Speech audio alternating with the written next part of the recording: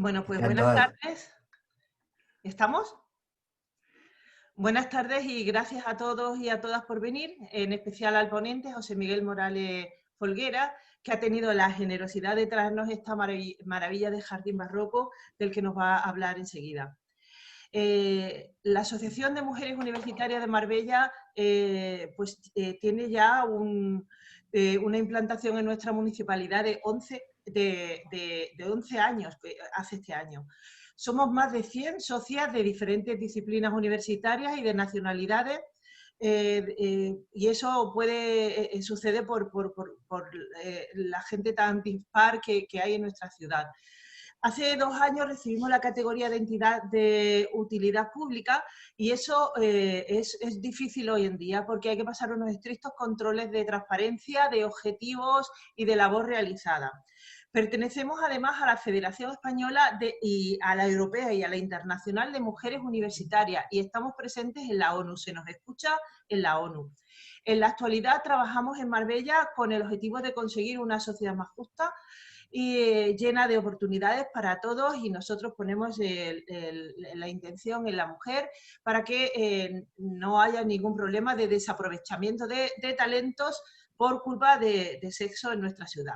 Para ello trabajamos en la educación permanente de nuestra sociedad y tenemos un programa de becas que ya sabéis con el que llevamos ya 40 y tantas niñas, cerca de 50 ya, que ayer fue una entrañable, o sea, el viernes fue una entrañable ceremonia de entrega de becas y estamos tan contentas porque incluso las chicas nos han mandado cartas y las madres y bueno, están con nosotras, con nuestra lucha, digamos, ¿no? Con nuestro objetivo.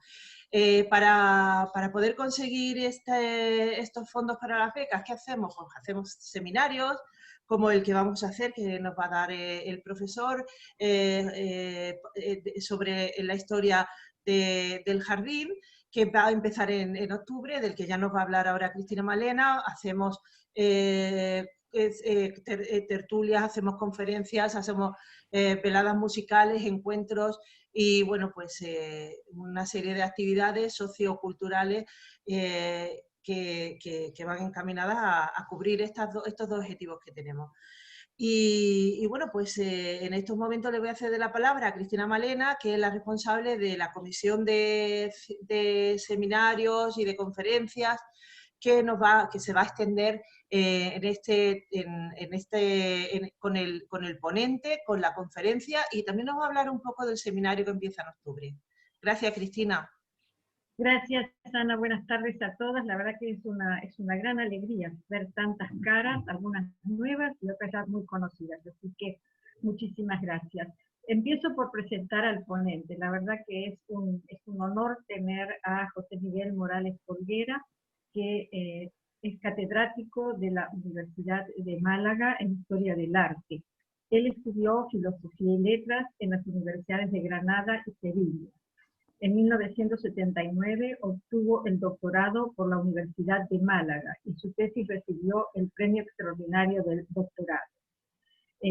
Ha sido director del Departamento de Historia del Arte de la Universidad de Málaga también, y en la actualidad es director del Grupo de Investigación CIEPAN Málaga, reconocido por el Plan Andaluz de Investigación. Este grupo de investigación se centra especialmente en el patrimonio histórico-artístico de los bienes muebles y obras plásticas de Málaga y Andalucía. No voy a tener que resumir un poco porque el currículum del profesor Morales Folguera es extensísimo, pero de todas maneras hay que decir algunas cosas, como por ejemplo que ha recibido numerosas becas para investigar, ha realizado estancias de investigación, cursos y conferencias en universidades españolas y extranjeras, en Londres, en Toulouse, en París, en Roma, en Nueva Orleans, en México, en Santa Fe de Bogotá, y ha participado con ponencias en congresos nacionales e internacionales. Como si esto no fuera poco, es ciudadano honorario de las ciudades de Mobile y Nueva Orleans en Estados Unidos. Es académico de número de la Academia de la Historia de Andalucía, académico correspondiente de la Real Academia de Bellas Artes de Santa Isabel de Hungría, de Sevilla, y vocal de la Sociedad Española de Emblemática. Ha publicado numerosos libros y artículos relacionados con la historia del arte y del patrimonio de Málaga, entre otros Málaga en el siglo XIX, Arte Clásico y Académico en Málaga, 1752-1864, Los Jardines Históricos del Retiro, en 1996, también ha escrito sobre arte hispanoamericano, la fiesta barroca en Europa y los jardines históricos europeos. Él es además profesor de la asignatura de Historia del Jardín en la universidad y ha realizado además numerosas investigaciones sobre el campo de los jardines históricos. ¿Qué mejor carta de presentación entonces para decir que es él quien nos va a dar no solamente la conferencia hoy, sino que va a tener a su cargo el impartir el seminario sobre la historia del jardín, que vamos a comenzar la telemática, eso sí, el día 7 de octubre, y lo vamos a tener todos los días miércoles de 6:30 a 8 de la noche. Va a ser un seminario, creo yo, realmente muy interesante, porque vamos a tener un recorrido de los jardines diseñados por el hombre desde la antigüedad hasta la época contemporánea, analizados desde el punto de vista formal, simbólico y cultural. Aprenderemos, y nos hablará el profesor Folguera sobre el jardín de la antigüedad, Oriente Próximo, mundo clásico, el Renacimiento, los jardines barrocos en Francia, en España, el jardín paisajista en el Reino Unido, y llegaremos al jardín contemporáneo, del jardín privado al jardín público, el jardín y el movimiento moderno. Creo yo que esto, más la conferencia de hoy, va a ser un gran aliciente para que muchas nos apuntemos en el seminario. Y ahora, José Miguel, la pantalla es toda tuya. Sí.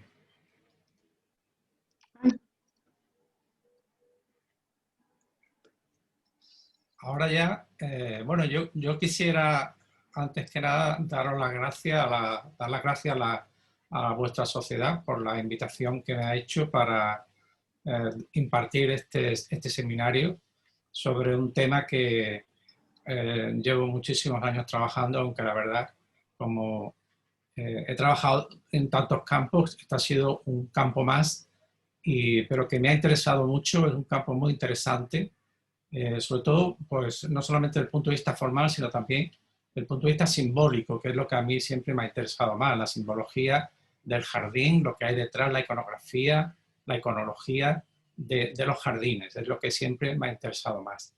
Entonces, por eso quiero daros las gracias por esta invitación y no sé, voy a procurar responder en lo que pueda precisamente al interés que mostráis precisamente sobre el tema.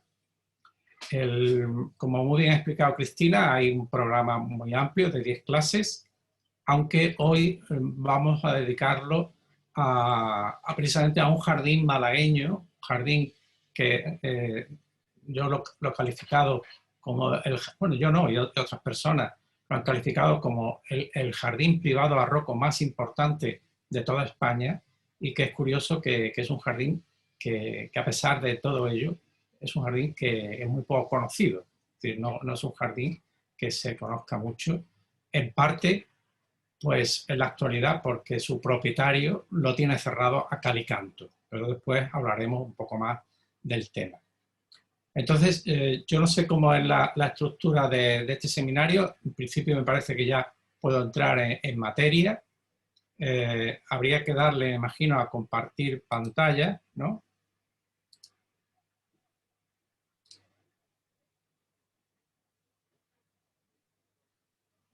Y vamos a ver.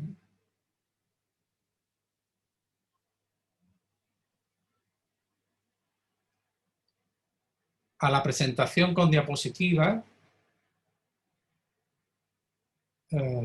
no sé exactamente dónde se le da para que se vea en toda la pantalla. Es que tienes que abrirlo directamente en presentación con diapositivas en tu propio ordenador. Arriba es el 1, 2, 3, 4, 5, la sexta línea que dice presentación con diapositivas. Pero es que se me ha ido la pantalla que tenía antes. Ah, Vuelve, vete a buscarla otra vez. claro. Copiar invitación, ¿le doy a copiar invitación? No. Vuelves, Salgo otra vez. sales y vuelves a meterte en compartir pantalla. Pero antes de compartirla, abre la presentación con diapositivas. Como veréis, estamos organizando el Zoom para poder dar las clases. No es adrede, sino que vamos haciéndolo de a poquito. Bueno, ahora no puedo entrar en el... Que se me ha ido la pantalla muy raro, ¿no? A tu Es que izquierda. la tengo en un lado aquí, espérate a ver. No.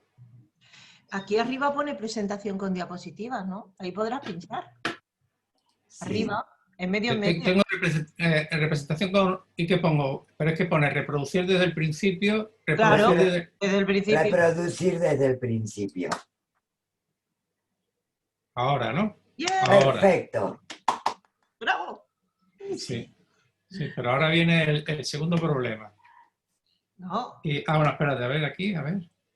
Sí, ya, vale, ya lo he... Es que es la primera vez que lo hacemos, ¿eh? Claro, pues muy bien. Bueno, pues esta es la primera pantalla y vamos a empezar. Aquí veis el título de la conferencia, Los jardines del retiro de Churriana. ¿Me estáis oyendo bien, no? Perfectamente. Perfecto. Perfectamente, bien. Los jardines del retiro están calificados, como pueden ver aquí en la pantalla, como un jardín histórico que fue declarado como tal el 8 de febrero del año 1984, que es una calificación legal que define al jardín del retiro como un BIC. Es decir, que el jardín del retiro tiene una calificación parecida, por ejemplo, a la Catedral de Málaga. Sí. Lo único que pasa es que esto no es un edificio, pero es un bien inmueble, porque en realidad tiene esa categoría. Bien, esa calificación es un elemento para la conservación del jardín, es decir, que el jardín, el propietario tiene obligación de conservarlo, tiene obligación de rehabilitarlo siguiendo las directrices de la Consejería de Cultura de la Junta de Andalucía, que es la encargada del mantenimiento, y después pues tienes una serie de desgravaciones fiscales, etc. Y además le obliga al propietario a tener un régimen de visitas públicas. Es decir, que el jardín debería estar abierto a visitas públicas pues una vez a la semana, una vez al mes, es decir, periódicamente y especialmente para especialistas. Lo cual en la actualidad no se cumple, porque el actual propietario, que considera aquello como solamente exclusivamente suyo y que no tiene obligación ninguna, pues impide las visitas a los jardines. Y la autoridad competente en este caso, pues hasta este momento no ha hecho nada para impedirlo. Es decir, que hay una serie de problemas muy gordos, porque la verdad es que yo hace muchísimos años que no puedo ir a ver el jardín y como yo, pues muchísima gente, ¿no?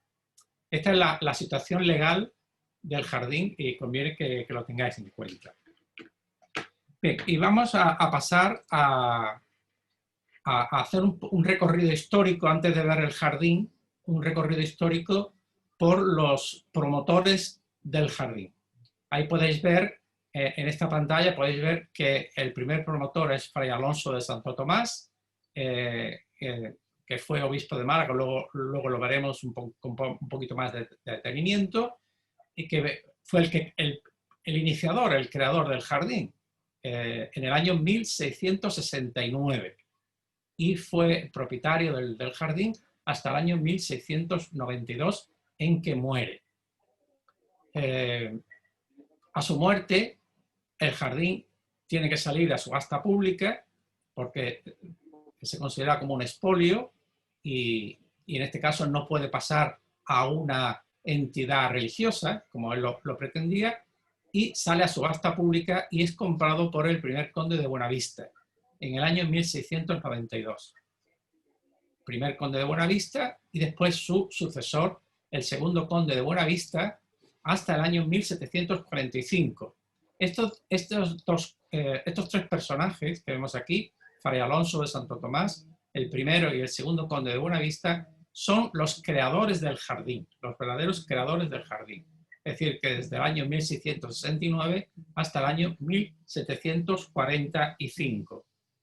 Es un personaje, el segundo conde de Buenavista, muy interesante, que es sin duda la figura más importante, una de las figuras más importantes de la Málaga del siglo XVIII, pero es una figura contradictoria, porque es un personaje público, es un militar, es un noble, es un rentista, se dedica a prestar dinero a la hacienda y después a recoger el dinero de las rentas, y además es, junto con su padre, pues son el padre y el hijo, son dos de los grandes promotores de edificios en la Málaga del barroco. Había una letrilla que veis ahí debajo de las actividades del segundo conde de Buenavista, que decía: el conde de Buenavista, con Santa Cruz y Trevejo, ha venido a esta ciudad a quitarnos el pellejo, porque se dedicaba a recoger las rentas de la hacienda real en toda Andalucía. Es una de las recompensas que tuvo por la dedicación al primer Borbón, al cual pues, defendió desde un primer momento. A finales del siglo XVIII, el séptimo conde de Villalcázar pues, tiene una serie de actuaciones en uno de los jardines que veremos en su momento, ¿no? Pero ya son actuaciones menores. Finalmente, en el siglo XX, el jardín, después de los propietarios, el duque de Arcos de Trastevere, lo vende y es comprado por unos propietarios alemanes, con los cuales yo he trabajado y que conozco muy bien, sobre todo a uno de ellos que era biólogo, y que construyeron allí un parque ornitológico. Yo no sé si alguno de vosotros o de vosotras lo habréis visitado. Era un parque ornitológico que era una verdadera maravilla. Y finalmente, el actual propietario, que es Rafael Alonso, que es este señor, que es el que impide las visitas al jardín. Entonces, un poco de manera resumida, la historia del jardín. Pero decíamos que, bueno, si en cualquier momento hay alguna pregunta, alguna duda, alguna cuestión, que quede, me lo interrogáis, ¿eh?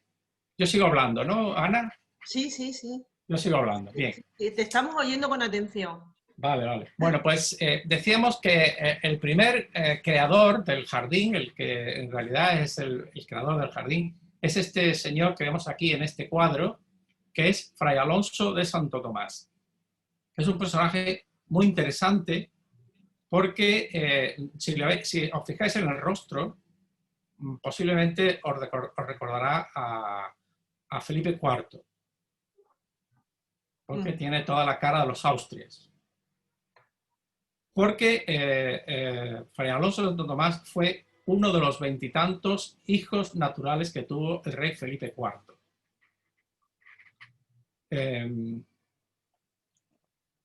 Fue hijo de una camarera de la reina, a la cual casaron con un noble de Vélez Málaga, y es ahí en Vélez Málaga donde nace. Después, por el fallecimiento de sus padres, queda ligado al obispo de Málaga, que era tío abuelo suyo, y entonces inicia una carrera eclesiástica siempre apoyada desde la corona, porque tuvo una carrera muy rápida.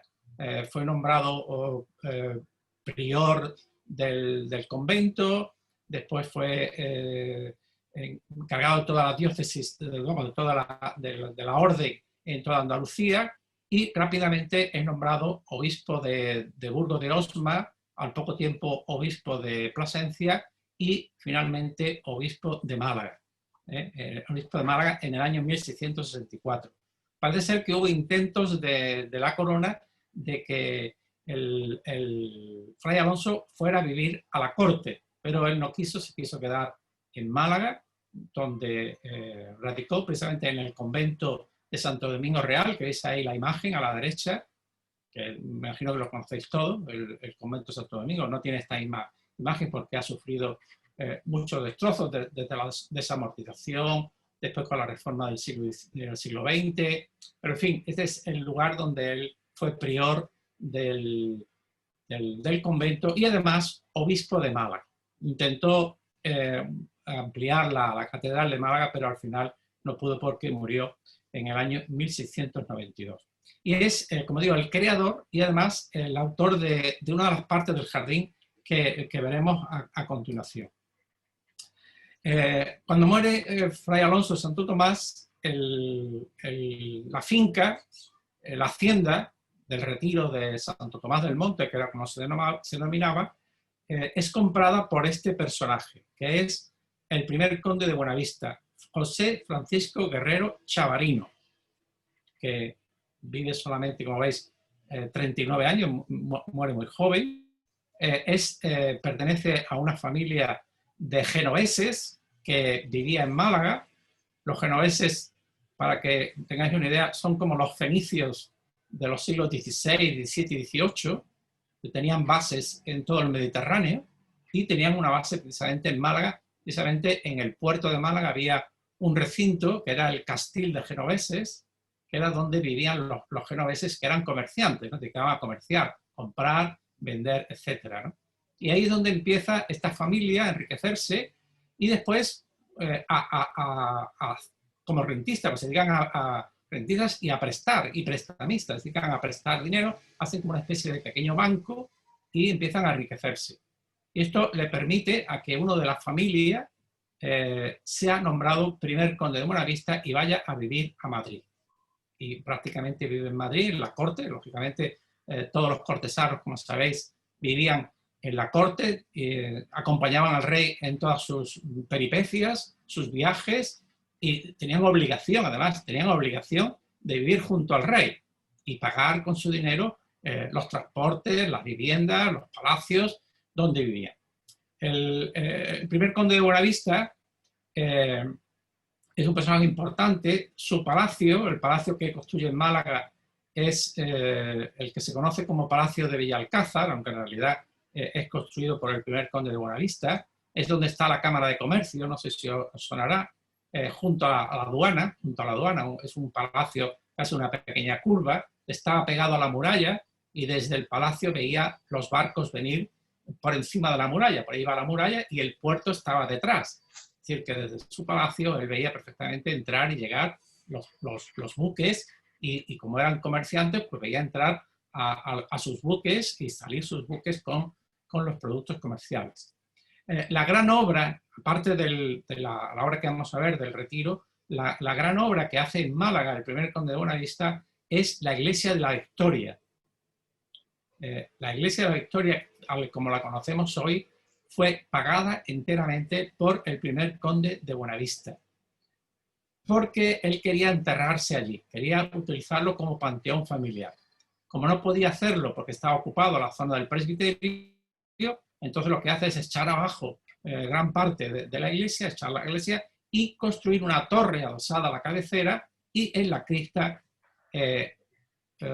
construir precisamente el sepulcro de la familia. Que veis ahí a la izquierda, podéis ver precisamente la escultura con el sepulcro del primer conde de Buenavista y veis las dos imágenes arrodilladas que hay a izquierda y derecha del primer conde de Buenavista y de su mujer, Antonia Coronado Zapata. Eso está en la cripta del Santuario de la Victoria, que no sé si conocéis, pero os recomiendo si podéis ir a ver porque es una de las verdaderas maravillas que tenemos en la ciudad de Málaga. Bien, como digo, es el gran constructor del jardín, pero que cambia completamente el estilo, porque el estilo creado por el Fray Alonso de Tomás es un jardín huerto, jardín de convento, de monasterio.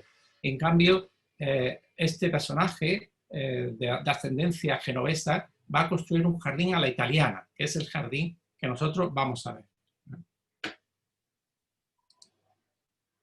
Bien,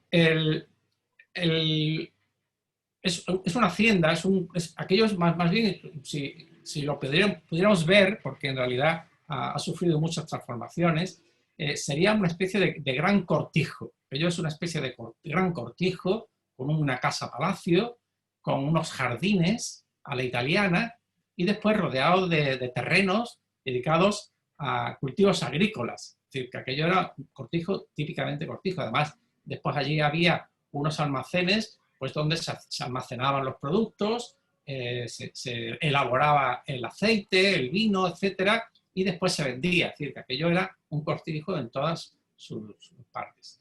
El jardín, que es la parte que está considerado como BIC, es decir, como jardín histórico, en el año 1907, un personaje que no sé si conocéis, que es José Moreno Villa, que era pintor vanguardista, historiador del arte, que tuvo que emigrar tras la República, es el que primero que define por primera vez los jardines en tres partes. Dice que los jardines se pueden definir jardín huerto, jardín patio y jardín cortesano. Precisamente en este plano,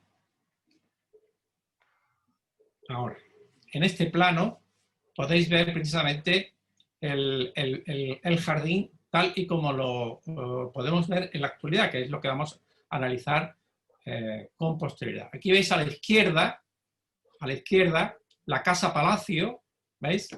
Tiene un patio, la casa palacio tiene planta en forma de L, uno de los lados da precisamente al jardín, y aquí tiene un gran balcón en el cual pues caben perfectamente 10 o 12 personas para ver el jardín y para asistir a las representaciones teatrales que allí se representaban, o musicales que allí tenían lugar en el jardín, y detrás está la casa de labor, que era precisamente pues, donde se almacenaban y se elaboraban los productos, ¿no? Esta es la parte de la vivienda. Os podéis fijar que hemos dicho que ahí podéis ver que es un jardín de estilo italiano. Sin embargo, podéis ver que desde el punto de vista de la composición no tiene nada que ver con los jardines italianos, porque los jardines italianos tienen en el frente, tienen el palacio y a partir de ahí, en un eje central, axial, se diseñan los jardines. Ese es el concepto de jardín italiano. Sin embargo, si podéis ver, aquí la casa palacio está en un lado y los jardines están al otro. No hay ningún eje que conecte los jardines con la casa palacio. Esto se debe precisamente a que si el jardín es de ascendencia italiana, pero después tiene una gran influencia española. Esa desunión que hay entre los jardines y la casa palacio es la parte española, la estética española que se introduce en el jardín del Retiro. Por lo tanto, el jardín del Retiro puede considerarse de estilo italiano, pero también de estilo español. Es decir, que es un ecléctico, es un arte estilo ecléctico, mezclando los tres estilos. Bueno, decíamos antes que los jardines han sido definidos por Moreno Villa en tres espacios.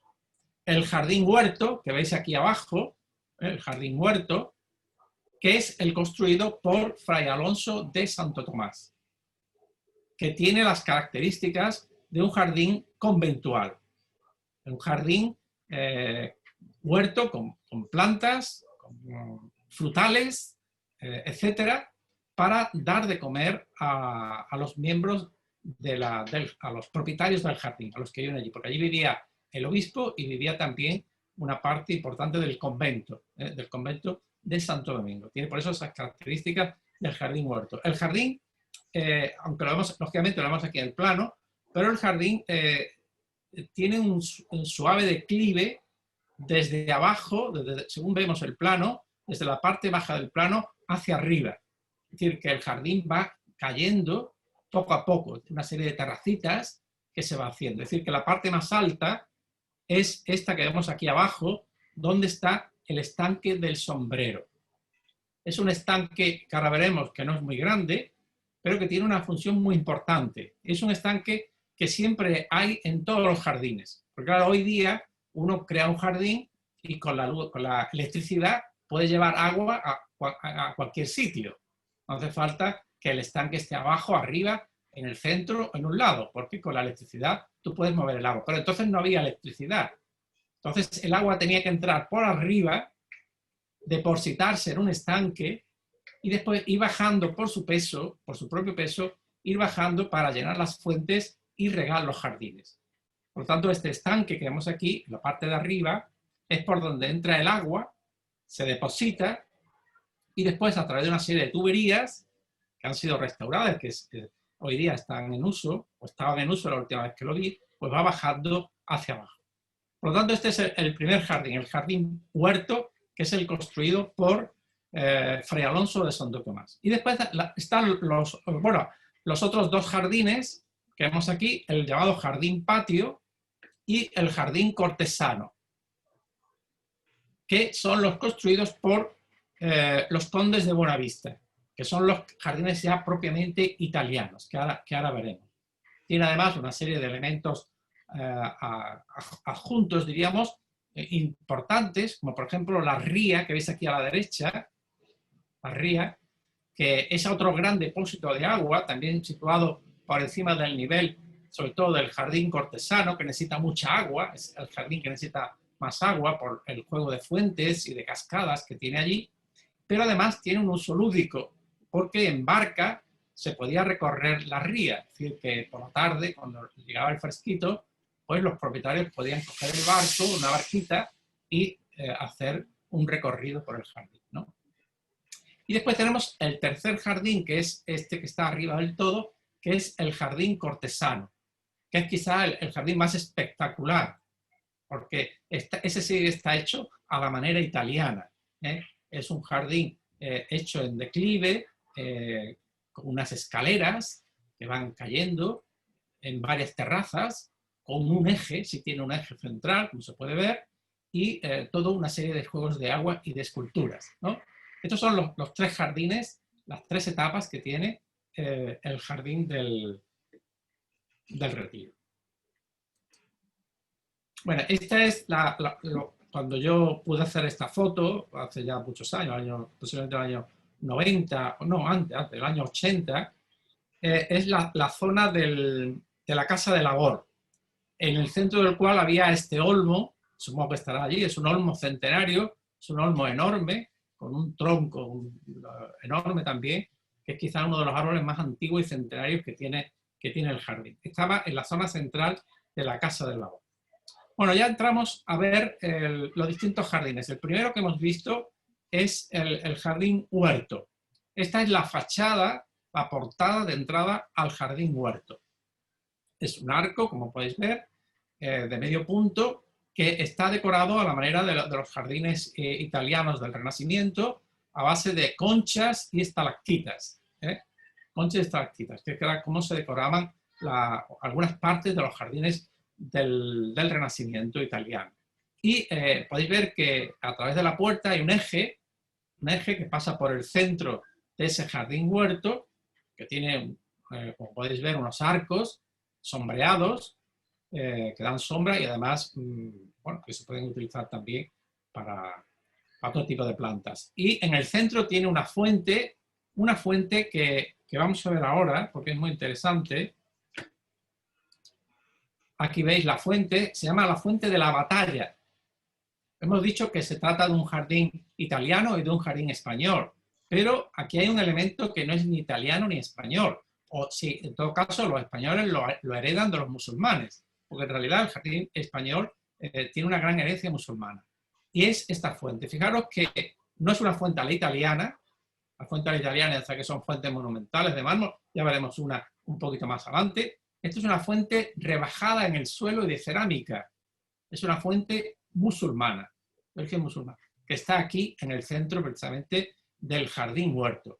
Y se llama la Fuente de la Batalla porque hay un chorro de agua que surge desde el surtidor de abajo y otro que surte del surtidor de arriba y que chocan entre ellos. Y fueron una especie de batalla de agua. Es lo que se llamaban en estos jardines los juegos de agua, que eran muy característicos del Renacimiento. Juegos de agua. Estos se llaman juegos de agua, ¿no? Que son muy típicos. Uno de ellos es precisamente estas combates, digamos combates, entre dos chorros de agua. A la derecha podéis ver que tanto el surtidor como la base y el lateral está hecho todo en cerámica vidriada, que es hecha en unos talleres que había en Coín, que surtía de estos productos a toda Málaga y que hasta no hace muchos años estuvieron sirviendo de productos de cerámica a la ciudad de Málaga. Era una cerámica sobre todo adosada a la arquitectura, ¿no? Por ejemplo, para cubiertas, tuberías, paneles, zócalos, este tipo de cerámica, ¿veis? Que se conserva. Y sabemos que se hacía precisamente ahí en Coín, donde había unos talleres de cerámica muy interesantes. Aquí veis otros detalles del jardín huerto. Al fondo de ese eje principal hay una gruta que precisamente también está decorada con conchas y estalactitas. Por un lado hay una escalera por la cual se accede a la parte alta, donde está precisamente el estanque al que antes nos hemos referido. Se llama el estanque del sombrero, que es el receptáculo de agua que después distribuye todo el agua a todo el jardín. En el centro del estanque hay una isla con un asiento y una mesa de piedra que se dice que el obispo Fray Alonso de Santo Tomás utilizaba para retirarse, para descansar, para leer libros, ¿no? Es muy curioso porque la isla está unida diríamos, a tierra firme por un puente de madera que se puede quitar y poner. De manera que si el obispo quería aislarse, que nadie le molestara, pues ordenaba que le quitaran el puente de madera. Esto recuerda el elemento que tenía Adriano en Tívoli. Adriano en Tívoli vivía en una isla rodeada de agua y que se comunicaba al exterior por un puente de madera. Entonces él vivía allí, cuando no quería que nadie molestara, quitaban el puente y vivía aislado. Es decir, que recuerda bastante el mismo argumento que utilizó precisamente Adriano miles de años antes en Tívoli. No sé si habéis estado en Tívoli y habéis visto el sitio donde vivía Adriano.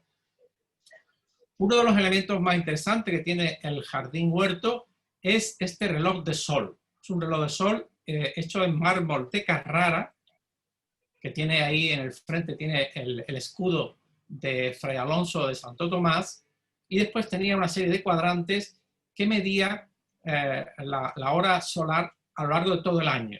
Claro que está cada uno, bueno, ahora mismo no está compuesto, había que componerlo con las varitas de hierro para medir la sombra del sol, pero estaba hecho para que el obispo pudiera ver la hora a lo largo de todo el año, ¿no? Y eso es una de las joyas precisamente de este jardín que se conserva in situ, aunque lógicamente habría que organizar. Bien, este es el primer jardín. El segundo jardín es el jardín patio, que vemos aquí, veis aquí, volvemos al plano primitivo.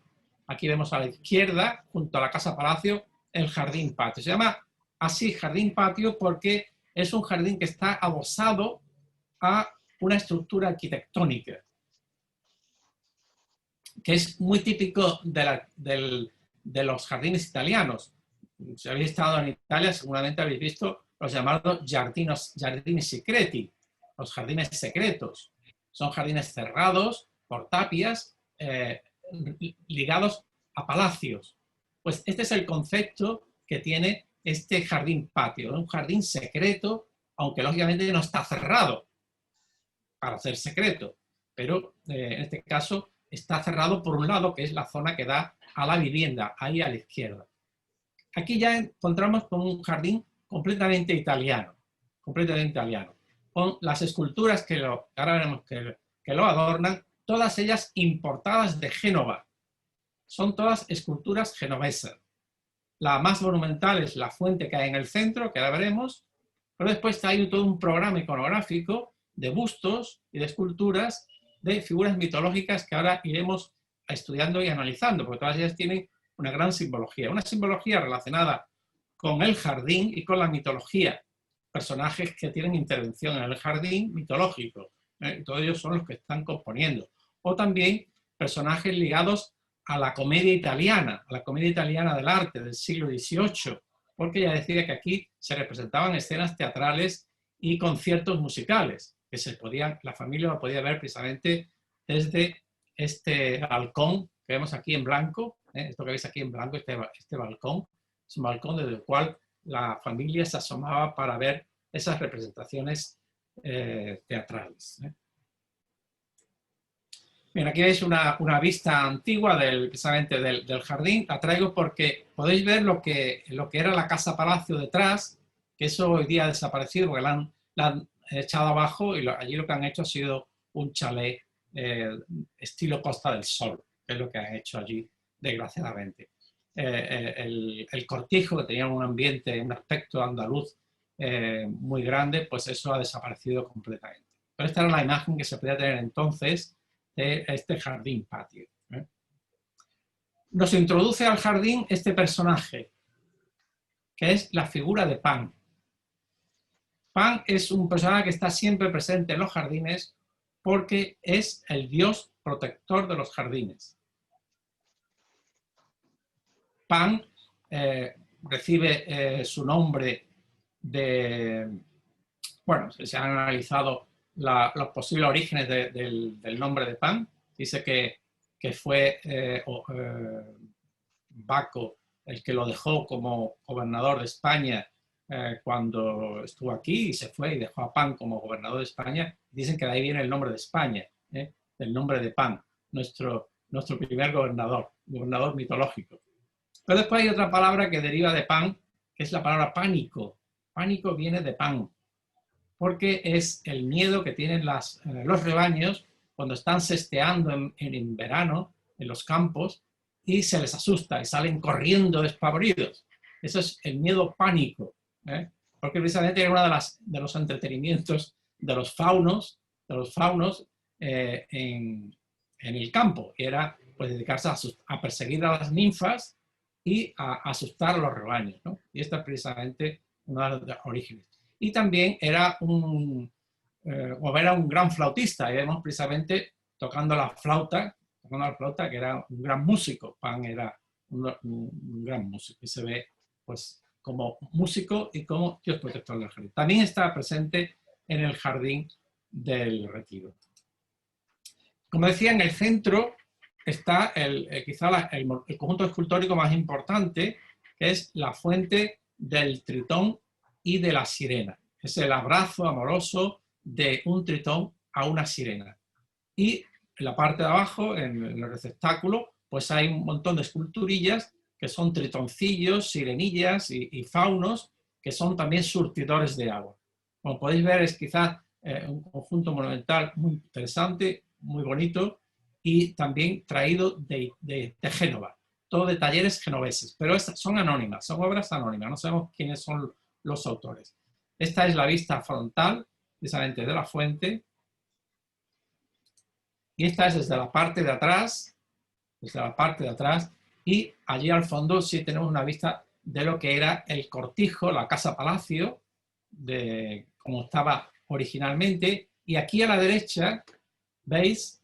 Este es el balcón, al que antes me refería, donde la familia asistía a las representaciones teatrales y a los conciertos musicales que se daban allí. Aquí veis unos detalles del conjunto de la sirena y del tritón, y después las esculturillas que hay en la parte baja, tritoncillos, sirenillas, faunos, que son todos ellos, como veis, surtidores de agua. El jardín patio, además, está rodeado de toda una serie de esculturas que veis aquí, son todas esculturas de mármol, aproximadamente tienen como un metro de altura, y son todos ellos, tienen una iconografía relacionados con el jardín, en su mayoría. Personajes que tienen alguna intervención en el jardín mítico, Parece incluso imágenes que son muy típicas de los jardines, como los 4 continentes, de los cuales tenemos aquí una representación de América, está Atlas, y está Hércules, que interviene precisamente en el jardín de las Hespérides. Es el jardín andaluz, el primer jardín andaluz, jardín mítico, es el jardín de las Hespérides. Y precisamente uno de los trabajos que hace Hércules es robar las manzanas de oro del jardín de las Hespérides y le tiene que ayudar Atlas. Por eso aparecen aquí Atlas y Hércules. Aparece Baco en 2 veces. Baco, que es también protector de la vegetación. Aparece Flora, Venus. Es decir, hay una serie de personajes que intervienen en el tema del jardín. Y hay una figura muy bonita ahí a la derecha, que es Hebe. Es una figura que nadie sabía hasta hace poco, bueno, hasta que yo la descubrí. Nadie sabía a quién representaba. Parecía que era una ninfa bailando, pero en realidad Hebe es la figura de Hebe. Lo que pasa es que le faltan las 2 cosas que llevaba en la mano. Llevaba un jarrón, una jarra y una copa, porque Hebe es interpretada en la mitología como la copera de los dioses. Se dedicaba a esparcir vino entre los invitados a las fiestas de los dioses, ¿no? Y es precisamente ella la encargada de repartir el vino. Y tiene un modelo que veremos con posterioridad. Es una figura muy bonita. Bien, aparte de estas esculturas, hay 8 bustos que son preciosos, son obras del siglo XVIII, donde junto a figuras mitológicas, personificaciones que no tienen una gran definición, bueno, está Flora evidentemente, pero fijaros que ahí hay un Polichinela y un Arlequín, que son estos 2 personajes relacionados con la comedia italiana del arte. El Polichinela ya sabéis que es de origen napolitano, y el Arlequín, que aparece ahí a la derecha, y la figura del sátiro, el sátiro que aparece a la izquierda, que es uno de los bustos más bonitos que tenemos ahí.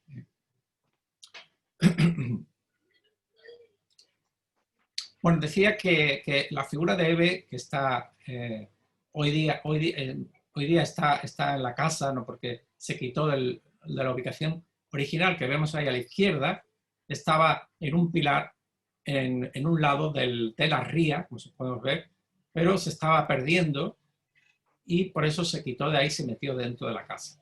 Ahí vemos a la derecha precisamente la figura de Hebe, la que hay en el Retiro, y el modelo que se siguió, porque esta es una figura traída de Génova, el modelo que se siguió en el siglo XVIII, que es esta otra Hebe de Canova, el gran escultor neoclásico.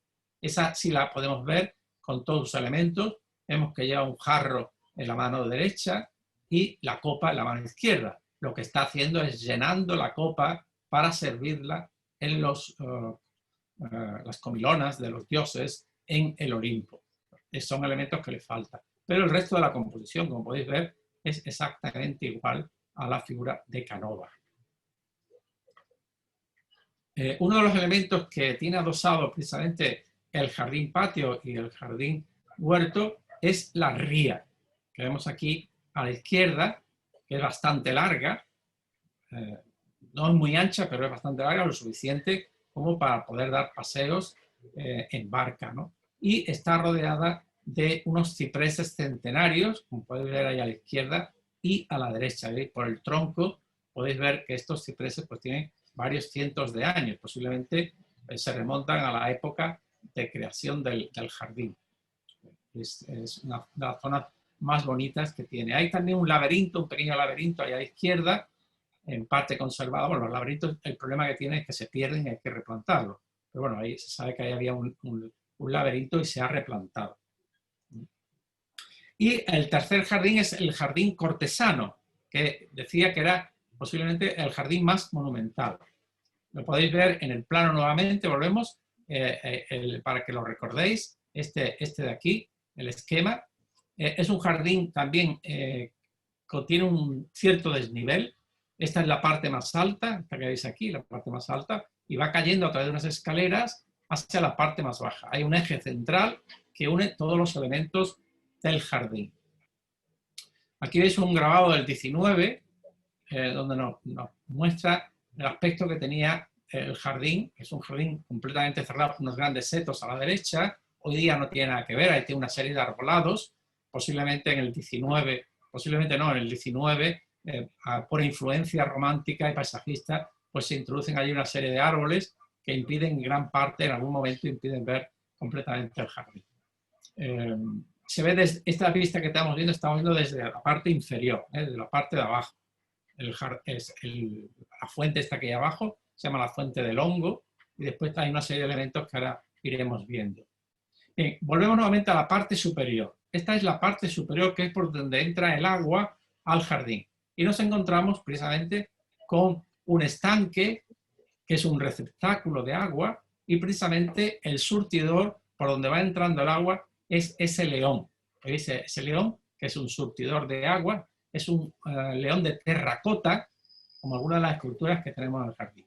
De manera que el agua entrando por aquí se deposita en ese estanque y después empieza a ir bajando por las cascadas, en forma de cascada, y después a través de una serie de fuentes. El agua es un elemento fundamental. Es un elemento fundamental, como sabéis, del jardín musulmán y del jardín italiano, y es un elemento tanto útil, porque sirve para regar, pero también es un elemento de contemplación artístico. Y aquí veis distintas imágenes del jardín. A la izquierda lo veis desde arriba, en la imagen superior izquierda veis el jardín desde arriba y en la parte superior derecha veis el jardín desde abajo. Y en la parte inferior ya lo vemos con agua. Vemos con agua. La parte inferior izquierda vemos la zona central del jardín, donde a los laterales hay unas cascadas laterales por donde va cayendo el agua. El agua es un elemento, ya decía, útil, práctico, es un elemento lúdico que refresca, pero después va haciendo ruido, ¿no? Es decir, que es musical también, es decir, que el jardín se aprecia a través de la vista, a través del oído, a través del olfato, ¿no? Es decir, que son elementos que van influyendo en ti cuando tú estás dentro del jardín. La cascada que va cayendo, el ruido que va haciendo, las fuentes que se van terminando, el olor, el frescor, en un espacio, un momento de calor, pues entra uno en el jardín con las sombras y la vegetación y el agua, pues refresca, ¿no? Es decir, que uno lo siente por la piel, ¿eh? El jardín lo siente uno por la piel también, ¿no? Bien, ahí vemos a la izquierda ese estanque central, las dos cascadas laterales que hay a la derecha, y después hay dos grandes esculturas de terracota que son dos personificaciones de ríos, que es también un elemento tomado del jardín italiano. Los jardines italianos también tienen estas personificaciones de ríos, en Bagnaia o en otros jardines italianos vemos estos elementos. Y después aquí hay a la izquierda otra terracota, es una escultura de un pastor con un perro, con su perro que está tocando la flauta. Es el pastor que está cuidando el rebaño y que se está entreteniendo tocando la flauta, que recuerda los jardines de la Arcadia, los jardines míticos del mundo antiguo, los jardines de la Arcadia, ¿no? Los jardines con los rebaños, abandonados del mundo, separados del mundo ruidoso, de la civilización, que es lo que se pone de moda en algún momento dentro de la cultura clásica, ¿no? Y que ahora el Renacimiento lo vuelve a recoger. Y aquí veis otro detalle, precisamente también, de esas dos personificaciones de ríos. Normalmente son dos personajes mayores, viejos, que tienen estos dos jarrones por donde sale el agua, ¿no? Y que personifican el río. Yo no sé si representan a los dos ríos de Málaga o simplemente pues, son dos esculturas de río. Pero bueno, también podemos pensar que vendrían a simbolizar al río Guadalhorce y al río Guadalmedina. Pero bueno, esto es una cosa mía, ¿no? No tiene nada que ver. Aquí ves otros detalles de estas terracotas. Aquí veis las dos personificaciones de río. Son esculturas que no son macizas, están huecas por dentro. De hecho, a una de las esculturas, no hace muchos años, le cayó una rama y medio la rompió. Está todavía en restauración. Eso, Estrella Arcos, que es restauradora, compañera mía y precisamente heredera, una de las herederas del jardín, lo sabe perfectamente bien el estado en que está la situación. Y a la derecha vemos el pastor, que en este caso sí sabemos la autoría, son las pocas obras que sabemos quién fue el autor. Es un escultor cortesano que viene a Málaga en la segunda mitad del siglo XVIII y al que se le encarga la realización de esta escultura, la escultura del pastor con el perro, que es Juan Cháez, del siglo XVIII. Es un escultor cortesano, trabaja para la monarquía, bueno, y que lo llaman precisamente para completar la parte del jardín.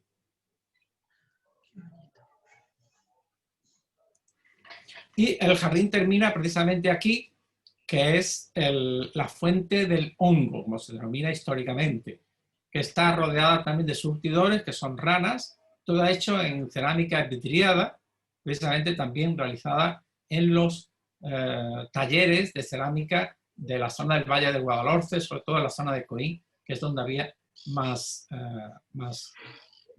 talleres. La mayoría de las ranas son nuevas, porque las visitas escolares que se hacían, eso he sido yo testigo, los niños se dedicaban a darle patadas a las ranas y a romperlas. Así que la mayoría de las ranas que ves ahí son nuevas. Pero bueno, son cosas menores. Lo peor es la escultura del río, que me parece que está todavía sin restaurar. Bien, y con esto pues damos por terminada la clase de hoy, y espero que os haya gustado. Y ahora si hay alguna pregunta que queráis hacer, pues... Pues, José Miguel, hay varias preguntas por aquí. Algunas personas estaban preocupadas por eso, por la conservación de las esculturas. Que si están obligados, bueno, creo que dijiste que sí que están obligados, y si realmente se están haciendo como se debe y esas cosas. Bueno, ya decía que como el jardín está considerado como jardín histórico, pues el propietario tiene obligación de conservarlo. Puede pedir ayudas a la administración, o puede pedir ayuda a entidades financieras después de grabarla en su declaración de la renta, ¿no? Por medio de la ley de mecenazgo. Sí, hay toda una serie de leyes, ¿no?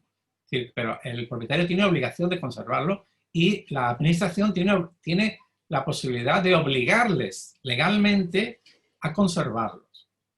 Y si no, a expropiarlo. Y si en el caso de que hay un propietario que no cuida un bien histórico, pues la administración puede expropiarlo. Pero sí hay. ¿Cómo está el jardín? Pues no lo sabemos. No lo sabemos porque el actual propietario nos impide visitarlo. A especialistas, a jardineros, a botánicos, a historiadores, impide visitarlo, de manera que es imposible. Sabemos que se rompió, porque eso fue al principio, se rompió cuando era el propietario, se cayó. Eso fue un accidente, evidentemente, pero también por mala conservación, porque si los árboles laterales hubieran estado bien tallados, bien recortados en su época, pues no se hubiera caído, ¿no? Si un árbol se cae... Perdón, esa es otra de las preocupaciones que tenía alguna de nuestras socias, el estado de conservación del arbolado, que también se supone que están obligados a hacerlo, ¿no? Sí, tienen obligación de conservar toda la arquitectura, la escultura y la vegetación. Tienen que recortarlo y ver por eso digo, si hay un tronco de un árbol que se ve que está peligrando caerse, pues hay que cortarlo, ¿no? Hay que podarlo. Eso sabe. El jardín lo que tiene es un elemento vivo que va creciendo, que tiene como sabéis, tiene una fase de crecimiento, después una fase que se apaga en invierno, pero después en ese momento es cuando hay que hacer la poda, todos lo sabemos, ¿no? Yo no soy botánico, pero yo sé que el jardín... vegetativa. Claro, exactamente. El jardín es un elemento vivo y hay que mantenerlo y regarlo, porque si no se muere o se estropea. Y yo creo que no se está haciendo. Una compañera que dice que parece, es que yo he pedido, si alguien tenía dudas o que quería alguna pregunta, que nos las mandaran por el chat que hay abajo, para coordinarlas yo. Entonces hay una compañera que dice que parece que esto, que hay un problema de dejación de la administración. Sí, sí, sí, por supuesto, porque la administración, bueno, habéis visto lo que ha pasado con el Pazo de Meirás. Allí la administración ha sido más activa y ha logrado, pues, hasta este momento lo que ha logrado, ya lo sabemos todos, ¿no? Pero aquí no, aquí la administración, que es la Junta de Andalucía, no ha hecho absolutamente nada. No ha hecho absolutamente nada. De manera que y ha habido varias actuaciones de personajes que han intervenido, y si vais a Google y ponéis Jardín del Retiro, podéis ver la cantidad de veces que los intentos que ha habido de tratar de entrar, de pedirle autorización al señor, y a todas ellas se ha negado. Y que la Junta de Andalucía no ha hecho en absoluto. La Consejería de Cultura no ha hecho nada por evitar esto. Bueno, también hay compañeras que están preocupadas por... que estaban interesadas en el tema de las esculturas. Desde que si las esculturas han sido adquiridas como en plan coleccionista, o sea, porque pues como son tan heterogéneas, parecen de diferentes estilos, de diferentes épocas, y también si las fuentes fueron con las esculturas fueron realizadas en la época de los condes de Buenavista. Sí, las esculturas están de mármol. Sí.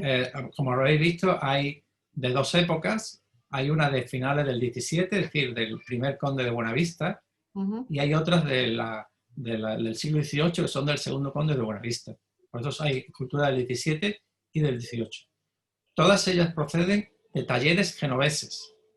En Génova había numerosos talleres que se dedicaban a hacer esculturas para surtir a todos los jardines de Europa. Que son jardines, o sea, son talleres donde trabajaba muchísima gente, eran como una especie de, no sé, los chinos de entonces, ¿no? Digo, pues habéis visto cómo los chinos, hay unos talleres en China que surten de todo tipo de escultura a todos los jardines que quieran, ¿no? De hecho, aquí en Málaga hay un jardín hecho con esculturas que imitan esculturas de Francia, de París, pero hechas en China, ¿no? Entonces, esos talleres genoveses son los autores de esas esculturas, todas ellas. Y bueno, hay alguien que dice que si cobraran, que tienen la posibilidad de cobrar para enseñarlo y que sirva para su mantenimiento. Es lo que hacen en mucha gente que tiene patrimonio, ¿no? Claro, claro. Patrimonio histórico, arqueológico y todo esto. Pero ellos no tienen interés en cobrar para mantener su intimidad, ¿no? Bueno, es un señor, es un propietario que, no sé si os suena, es de origen de Valladolid, es de Valladolid. Fue el creador de Selvo. ¿Os suena Selvo? Sí, yo me acuerdo. Bueno, pues Selvo, pues era el dueño de Selvo y es el que compró esto para vivienda suya. Él vive allí. Sí. Y él no es un señor que tiene mucho dinero y que no necesita sacar dinero de la venta de entrada. Lo que no quiere es que entre nadie allí. Claro. Estás tirando el chicle de la ley y como no hay nadie que lo imponga, ¿no? Claro. Se está aprovechando. Ya. Claro, dice que aquello es su casa, que nadie tiene que entrar en su casa, que el jardín es suyo, es privado. Entonces, que... Bueno, ¿hay alguna compañera más que quiera hacer alguna pregunta? Voy a cerrar el chat, a ver si hay alguien con la mano levantada. ¿Hay alguien que quiera tomar la palabra? Cristina. Rosa Seño había hecho una pregunta que creo que se quedó sin contestar con respecto a a la arboleda. No, sí lo he preguntado a Cristina. Lo preguntaste, disculpa. Disculpa. Sí, no pasa nada, no pasa nada. ¿Alguien más? Sí, hola, yo soy María Caro, hola María. Reunión, que esto fue, bueno, antiguos propietarios fueron mis abuelos, los duques de Aveiro, y esto se vendió cuando yo tenía 26 años, o sea, ahí he pasado mi infancia, mi juventud, la de mi madre, mis abuelos, y tengo un montón de fotos aquí que os voy a enviar para que se la hagáis llegar al profesor, que ha sido muy amena la charla, muchísimas gracias. Y me ha encantado, han sido recuerdos muy bonitos del retiro. Era una pena porque nosotros lo conservamos lo mejor que pudimos. Me acuerdo que mi abuela nos regalaba 25 pesetas por cada concha que le trajéramos de la playa para restituir las caídas del jardín. Y hemos, bueno, recopilado miles de millones de conchas que hay en el jardín. Y de hecho hemos querido, yo lo vi cuando fue Selvo, y hemos querido volver a ir a verlo con el actual propietario y nunca nos ha dejado. Ha sido una lástima. Tiene prohibida la entrada. Pero bueno, ahí se casó mi madre, nos hemos criado nosotros, mi madre, mis abuelos, y tengo un montón de recuerdos que me ha encantado ver con vosotras esta tarde. Os enviaré las fotos antiguas, que a lo mejor le gusta a él conservarlas del jardín, un poco de las épocas de mi abuelo, de mi madre y nuestras. Y para que... María, yo tenía una pregunta que se le iba a hacer al profesor, pero Sí. ya que estás, pues a lo mejor entre los dos, era ¿qué significaba para la familia ese jardín? ¿Era algo de expansión social o algo íntimo para vosotros? Mi abuelo fue gobernador militar de Málaga, ellos Ujú. vivían ahí, o sea, él era de Madrid, conocía a mi abuela que era malagueña, María Salas Grior, y se casaron en Málaga, en la catedral, de hecho. Bueno, mi madre se casó en Málaga, mis abuelos vivieron allá, cuando él fue gobernador militar era una casa familiar totalmente. El tío Luis Arcos, que es primo de mi madre, que lo habéis citado como propietario, pues éramos como 3 turnos, ¿no? O sea, un verano coincidíamos un mes cada uno, o sea, no como nos lo turnábamos, pero era una casa familiar. De hecho, nosotros sí que teníamos obligación de enseñarlo. Había 3 turnos de visitas de turistas que llegaban, hacían un recorrido del jardín y nos hacían fotos mientras merendábamos en La Sirena o mientras jugábamos de pequeños. Y bueno, era un poco locura mantener aquello. Eran 7 jardineros, comprábamos, era la época de sequía tremenda en Málaga, que teníamos que comprar el agua, 2 grandes contenedores diarios para regar el jardín. Y de hecho estoy sacando ahora aquí fotos, salen los jardineros que trabajaron tantos años con nosotros allá. Pero bueno, era un jardín de uso privado. Mi madre se casó allá y mi abuelo pues daría meriendas, reuniones con gente de Málaga en la época que fue gobernador, pero teníamos obligación de enseñarlo, teníamos obligación de mantenerlo y de que estuviera abierto al público para visitas. De hecho, vino mucha gente siempre a visitarlo y bueno, en el momento en que se vendió, que fue cuando llegó el gobierno socialista, yo creo que hablaron de expropiar y lo vendimos, que nosotros fuimos los que lo vendimos a estos señores alemanes del Parque de Pájaros. Y luego yo lo llegué a ver como Parque de Pájaros, lo llegué a visitar, pero ya nunca más. Esto fue la última vez, ahora como 8 o 10 años, yo creo, que visité el jardín. Y lo vi muy cambiado con todo el tema del selvo, pero bueno, no se podía acceder a la parte de la casa ni a lo que teníamos nosotros. En cambio, la gente cuando nosotros lo tuvimos sí que podían acceder, por lo menos bastante cerca. Y nada, os enviaré fotos porque hay fotos muy bonitas del jardín antiguo con todas las esculturas en perfecto estado. Y la verdad es que era una maravilla, una lástima. Que no se pueda visitar es una lástima. Pero bueno, muchísimas gracias porque ha sido muy bonita la conferencia, ha sido una exposición preciosa. De hecho, tengo el libro de José Miguel, lo tengo aquí, que desde hace mucho tiempo, no sé cómo llegó a mis manos, yo creo de mi madre, pero tengo aquí el libro y la verdad es que me encanta. Muchas gracias a todos. Gracias, María. Qué bien que hayas venido. Gracias a vosotros. Sí, pues igual, bueno, José Miguel, ¿quieres añadir algo a eso de qué suponía para la familia? Bueno, en la época en que se crea el jardín era como una especie de obligación. O sea, todo era algo representativo, ¿no? Es decir, que el que tenía dinero tenía que ser ostentación de lo que tenía, era una obligación. Y no había familia que se prestase que no tuviera un jardín.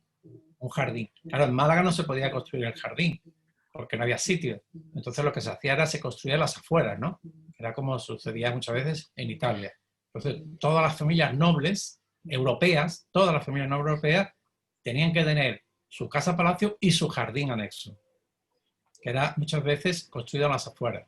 Entonces era algo de prestigio, como el que tener una gran colección, porque los condes de Buenavista tuvieron una de las colecciones artísticas más importantes de España, que después se fueron vendiendo poco a poco.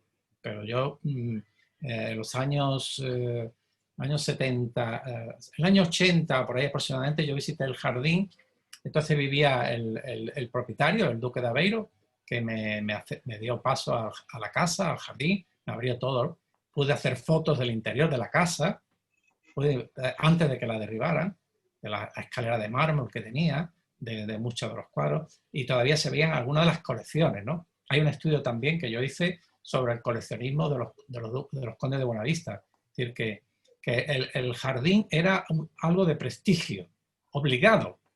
Toda familia que se prestase tenía que tener una casa con jardín. Bueno, sí, comentaros que sí, que todas esas obras de arte, bueno, el duque de Aveiro que conociste fue mi tío, el hermano de mi madre, porque mi abuelo murió en el año 64 y debió de ser mi tío Luis Jaime.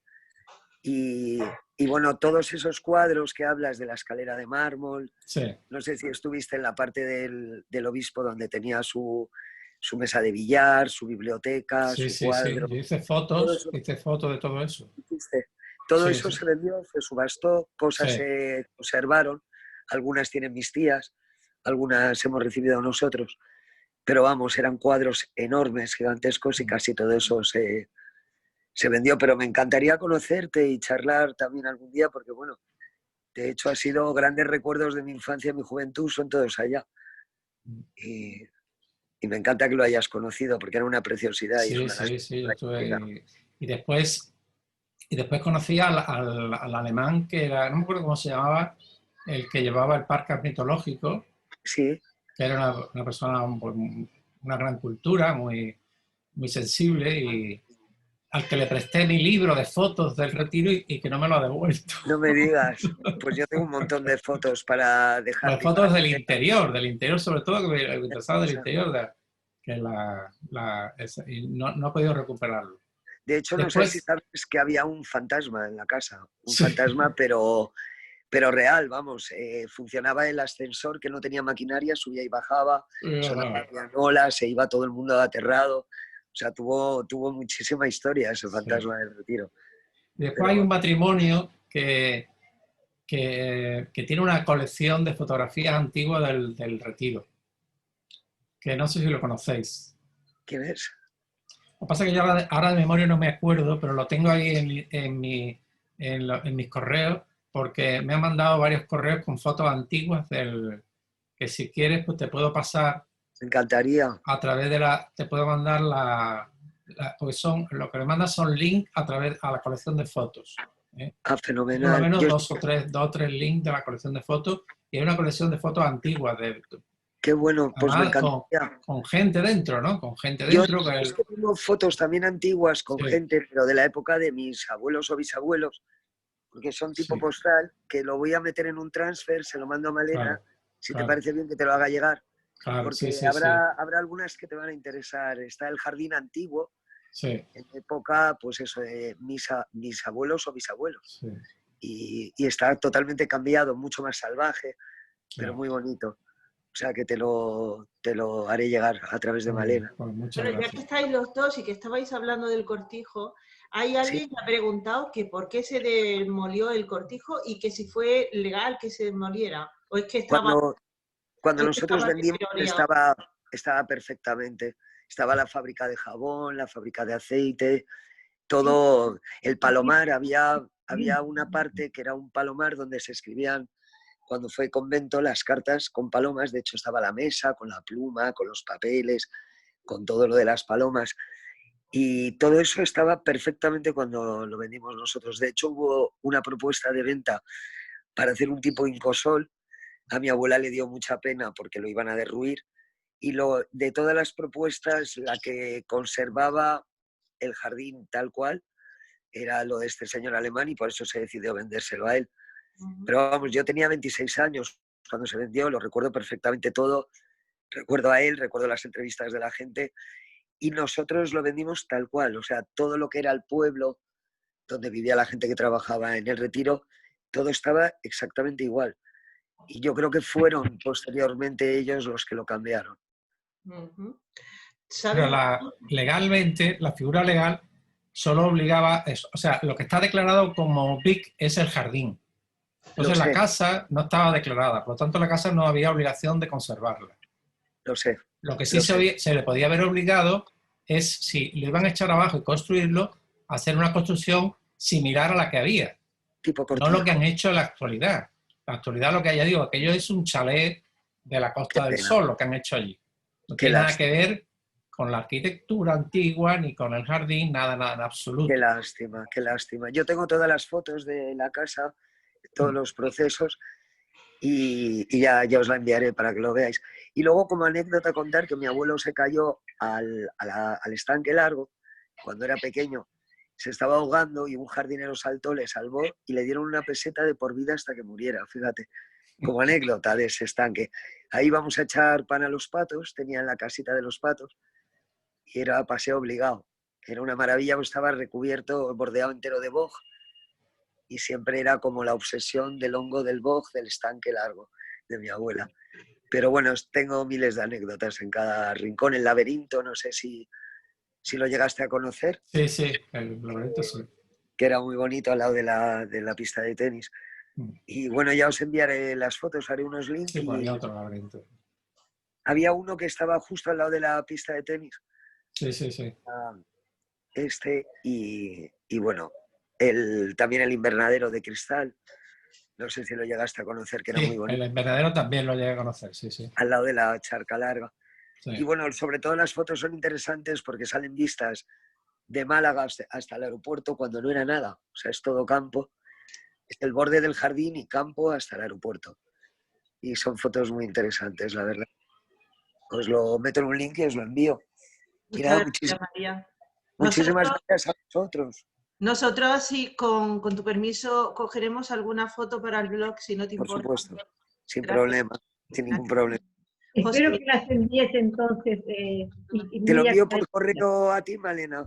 Sí, sí, al mismo correo que hemos estado escribiéndonos ayer y hoy. Con mucho gusto se las hago llegar a Ana Eugenia y a José Miguel también. Fenomenal, muchísimas gracias. Y a través de él, si queréis, me hacéis llegar los links que ha comentado José Miguel. Perfecto. Sí.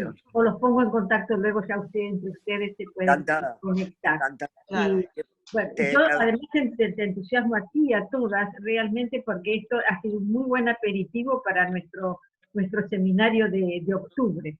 Así que en esta semana muy posiblemente ya van a empezar a recibir la información, todos los datos del seminario, que va a ser realmente estupendo. Y recordando también que todas las aportaciones que se realizan van a nuestro fondo de becas. Perfecto. Cristina, yo quería hacer un hincapié porque me he sorprendido muchísimo de lo agradable que me ha sido la charla y sabéis de mi dificultad con la visión. He visto como nunca las esculturas porque las tengo aquí justo delante de la pantalla. Entonces, la verdad, me resulta comodísimo este formato de Zoom, que en un principio nos parecía que iba a ser difícil, pero realmente ha sido bastante agradable y hemos visto bastante bien todas las piezas. ¿No ha sido muy pesado la charla? No. No, para nada. Yo estoy entusiasmada. Y lo que dijo Ana Eugenia es un gran aliciente para que todas participemos en el seminario. Es que claro, yo estoy acostumbrado a dar clases y a dar conferencias. Y claro, yo veo las caras de los que me ven, de los... Claro, a tomarle la temperatura. Y veo si le interesa, si no le interesa, si tengo que a gritar más, gritar menos, si a lo mejor contar alguna anécdota. Pero claro, aquí es todo muy frío. Yo hablo desde mi casa. No sé. Mira, además tenemos varias intervenciones de compañeras también diciendo que ha sido una charla maravillosa y que muy interesante. La verdad es que yo estoy entusiasmada con la charla y con el seminario que vamos a tener en octubre. Muchas gracias, José Miguel. Si quieres, dime, Cristina. No, que decía que muchas gracias, que se merece un aplauso. Sí, sí, sí. Sí. Vamos. Muchas gracias. Cada vez lo hacemos mejor esto de... Gracias, adiós a todas y a todos. Adiós. Adiós. Adiós, buenas tardes. Muchas gracias, profesor. Vale, gracias a vosotros. Gracias. Gracias a vosotros. Adiós, muchísimas gracias. Adiós. Vale, gracias a vosotros. María, Adiós. Profesor. Gracias. gracias María por venir. Adiós a todas, un abrazo. Gracias. Gracias Adiós, por ha venir, sido un gusto. María. La charla ha sido maravillosa, la verdad. Gracias. Bueno, pues ya quedamos para lo mismo para el día 7, ¿no? El día 7 de octubre a las 6:30 en punto. Todo el mundo conectado un poquito antes. Sí, pues lo que hacemos es, antes, como hoy, nos vemos a las 6 o cosas así para ir precisando los detalles técnicos, ¿no? Exacto, Sí. y a las 6:30. Ha salido fenomenal.